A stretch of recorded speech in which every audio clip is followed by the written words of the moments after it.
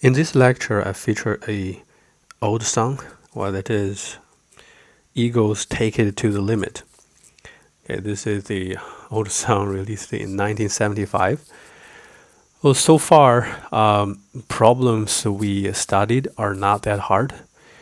They could be solved by using the fundamentals of statics, like a free body diagram, and or geometry analysis, plus our concepts of stress, strain, properties, factor of safety, and deformation. Right? So, however, sometimes the free body diagram is not enough to do the internal force analysis, because in these cases, the number of equations you can build is always smaller than the number of unknowns. So you cannot solve the equations. So in these cases, we need to find additional conditions to build additional equations to make sure that we have enough number of equations to solve these unknowns.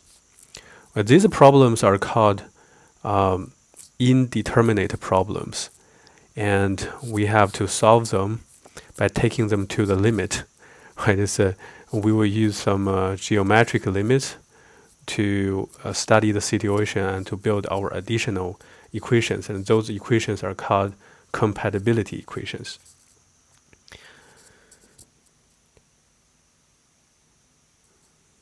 So previously, we have talked about the deformation of axially loaded elements. So how do we calculate the deformation of axially loaded elements? We derived the basic equation.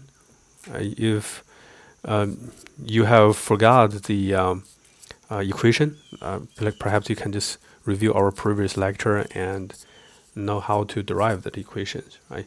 So here, our deformation of axially loaded element, the basic equation said delta equals F L over EA, right? This is the internal force, initial length over modulus of elasticity times cross-section area.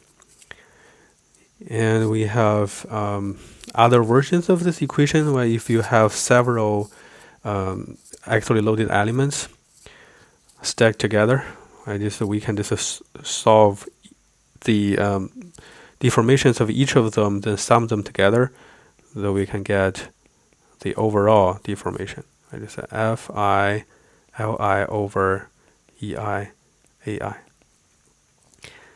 This is just in the case of where you have different sections, then you load them using a force. Right? And in some other cases, if we have varying cross section and even varying load, right? So we're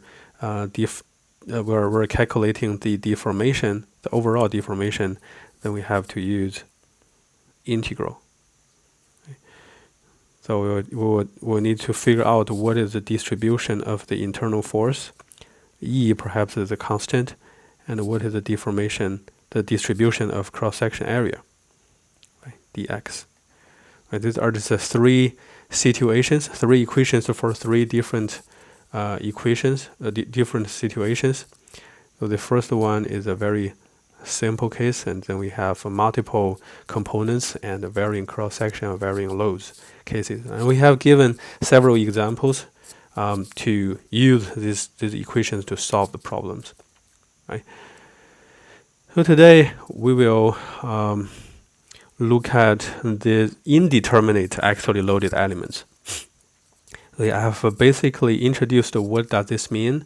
So then let's look at more details. Let's look at example first.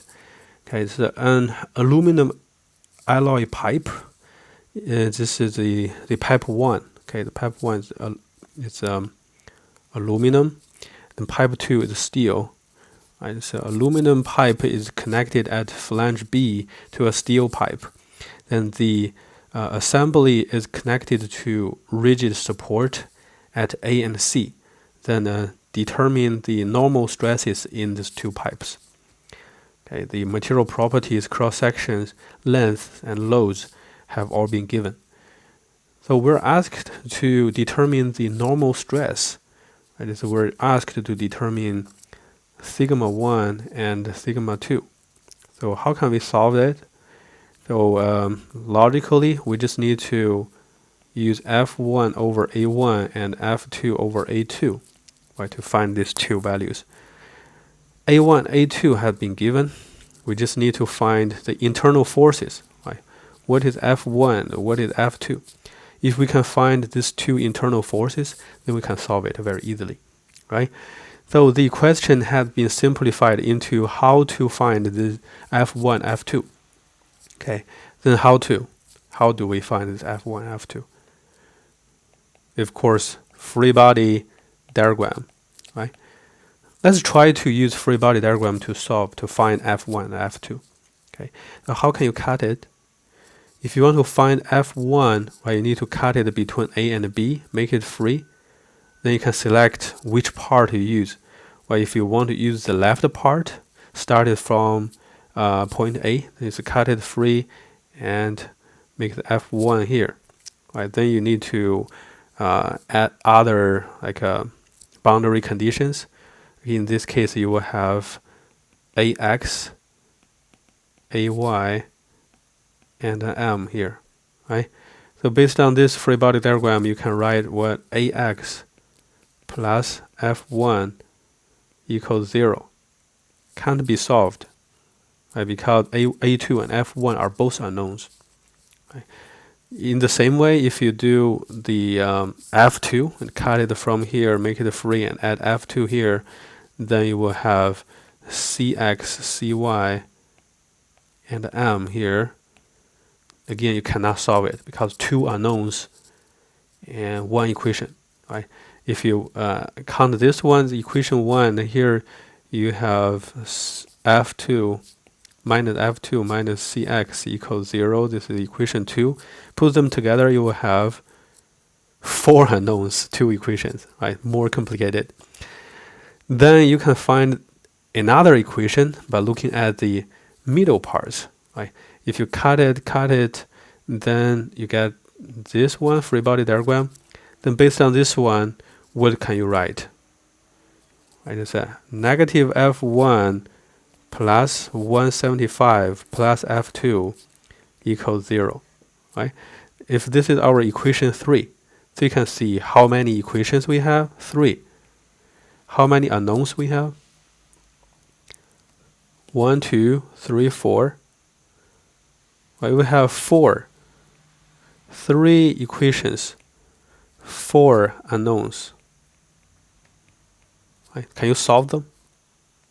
Of course, we cannot solve them. Right?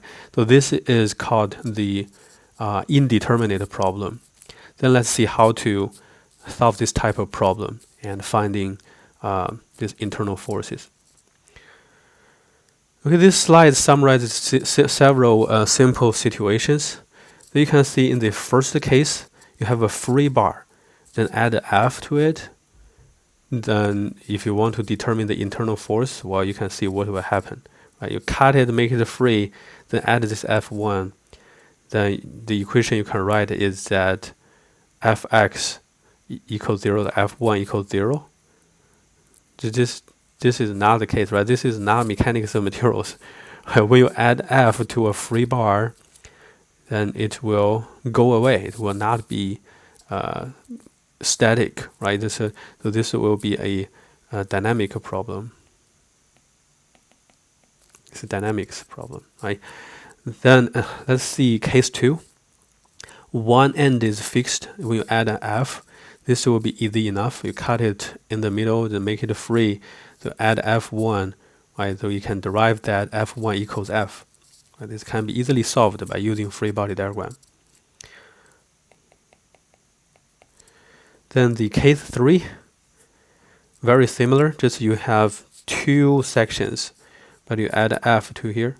No matter you add F to here or F to here, right? It will not change the internal force in bar 1, right? So if you want to determine F1, just cut it here, make it free, then you can write a 1D equilibrium equation, derive that based on free body diagram. You can derive that F1 equals F. Then how about case 4? As we just analyzed, In case 4, you have just these two bars fixed between two ends, right? This is a fixed end, so no overall deformation is allowed. So if you cut it, make it free at F1, F2, you can get this equation. This is our third equation. The third equation we just derived here, right? So based on this, you have one equation but two unknowns. You cannot solve it. So this is indeterminate. Okay, this is indeterminate problem.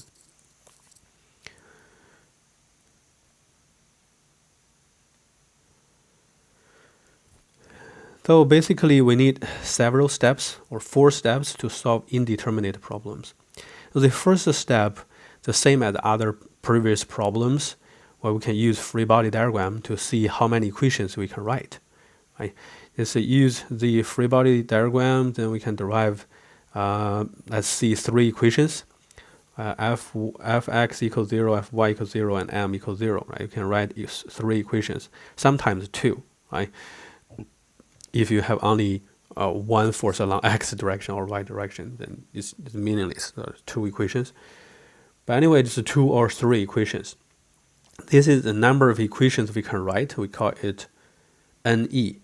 Right? Then let's see how many unknowns we have, and we call it NR. Then we can calculate a number that is n equals number of equations minus number of equations minus number of unknowns so far. So here it should be NR minus NE. Okay, should be number of unknowns minus number of equations. If it equals 0, so we can solve this group of equations, no problem. So that is determinate problem. We can determine all of these internal forces based on free body diagram. Then if n is larger than 0, meaning that we have more unknowns than the number of equations that we can write, this is indeterminate because these internal forces can't be solved by free body diagram, by equilibrium equations. Okay, so we call this indeterminate problem. As we mentioned, the logic is that we need to find additional equations. To fulfill the requirement that n equals 0 or NE equals NR. Right? Only when we have the same number of equations and unknowns, we can solve this group of equations. Right? So the step 2, we will define the deformation force correlations. Right? This in axially loaded element, that is our basic equation.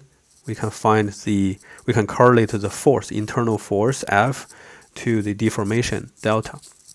Okay, then we can, based on this, we can do compatibility equations. We can establish one more compatibility equation. That is just geometric correlations. Okay, I give 3 categories here, or 3 scenarios here.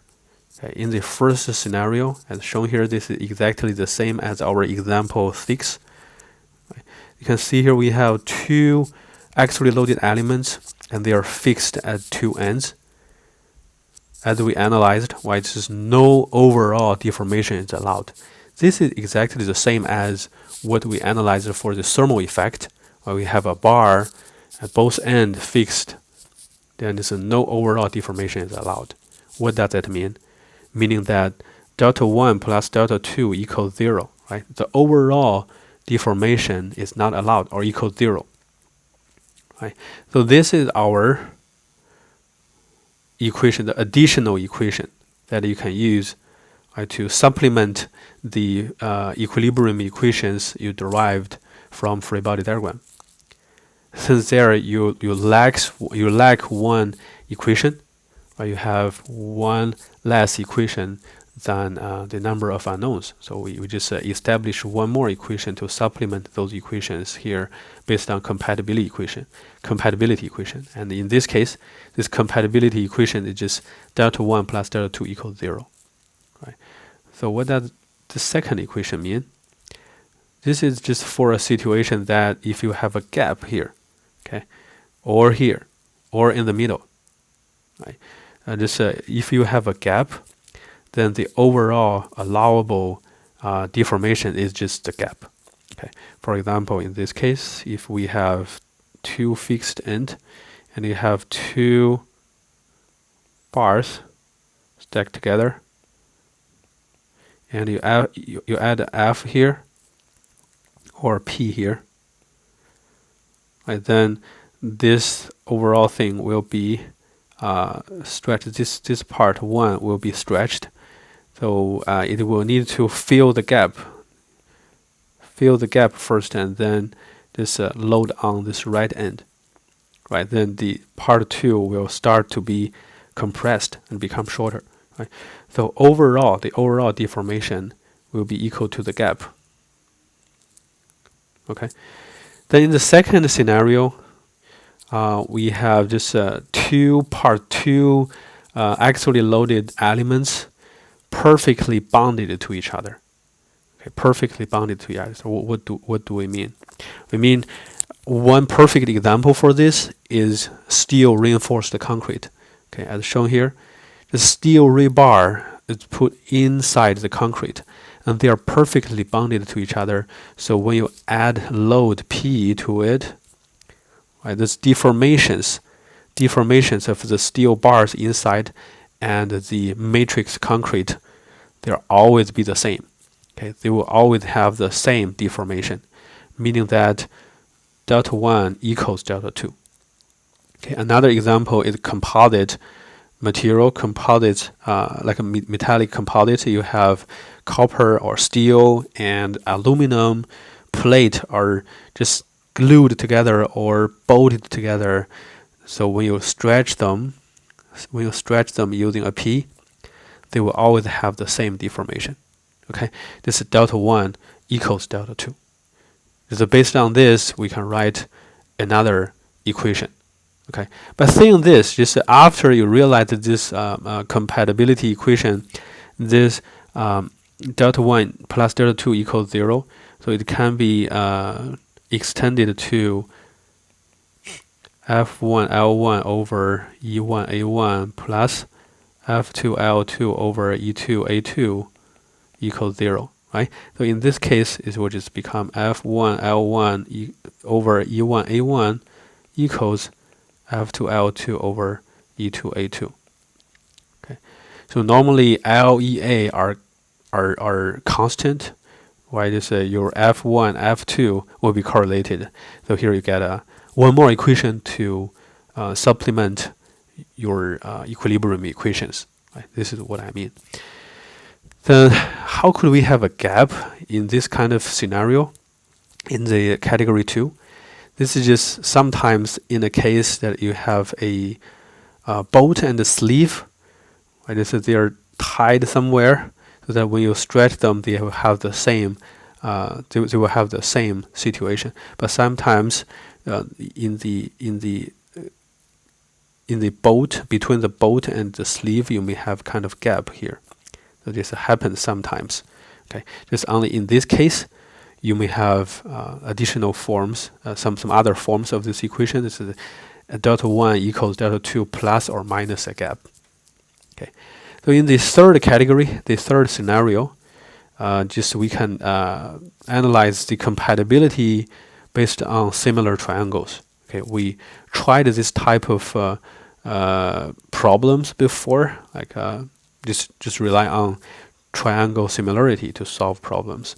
Okay, so in this type of scenarios, you can find additional equations like delta 1 over A equals delta 2 over B. Okay, so we will give examples later to show how to use this type of similarity to find compatibility equations. Okay, so those are the theories about how to solve indeterminate problems in axially loaded elements. Then let's look at several examples.